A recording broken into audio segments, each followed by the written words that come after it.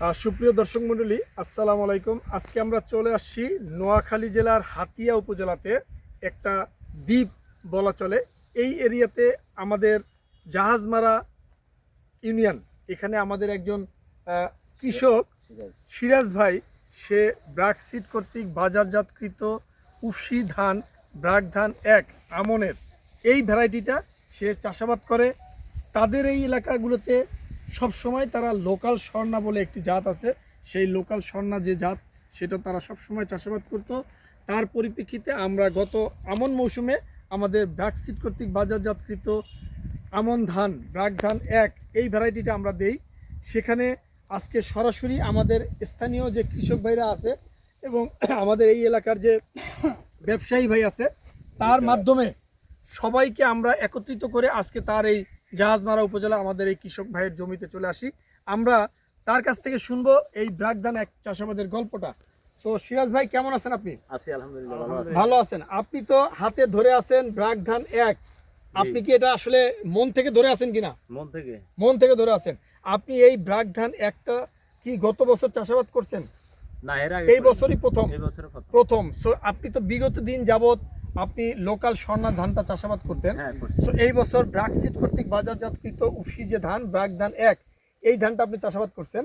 তো আপনার কাছে কেমন লাগতেছে? পূর্বের ইতিহাস থেকে একটু কথাগুলো বলবেন। আগে যে ধানগুলা করছি এগুলা থেকে এটা অনেক ভালো। আমি প্রতি বছর এমনি ধান যেটা বাজার ভালো ধান জাত করে ওই ধান আনি জি। প্রতি বছর আমি ধান বাজার থেকে বীজ সংগ্রহ করি জি।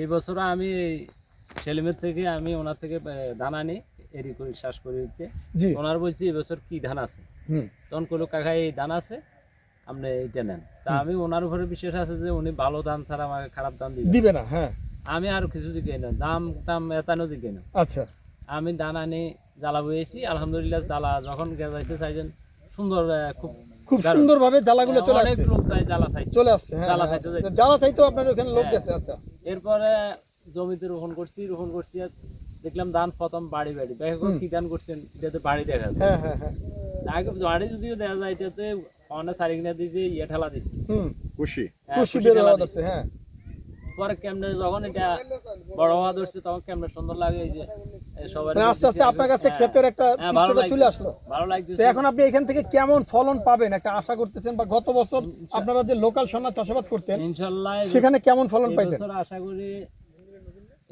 120 মণ করে ধান হবে। 120 মণ কি কানিতে? সো দর্শক মণ্ডলী, আমরা একটা মেসেজ দিতে চাচ্ছি। আমরা গত কালকেও কিছু ভিডিও করেছি, আনি দেখাইছি, অনেক লোকের আনি দেখাইছি যে কানিতে 120 মণ।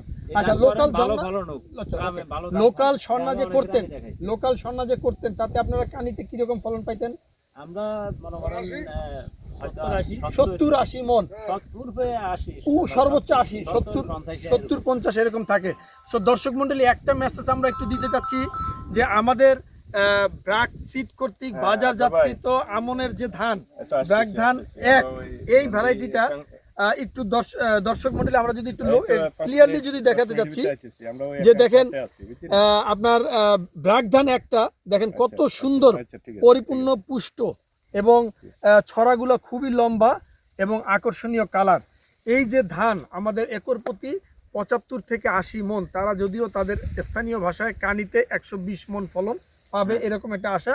তো সেই হিসাবেও যদি বলি, লোকাল যে স্বর্ণার যে ধানটা যে তারা চাষ করতো তাতে তারা 70 থেকে 80 মণ ফলন পাইতো।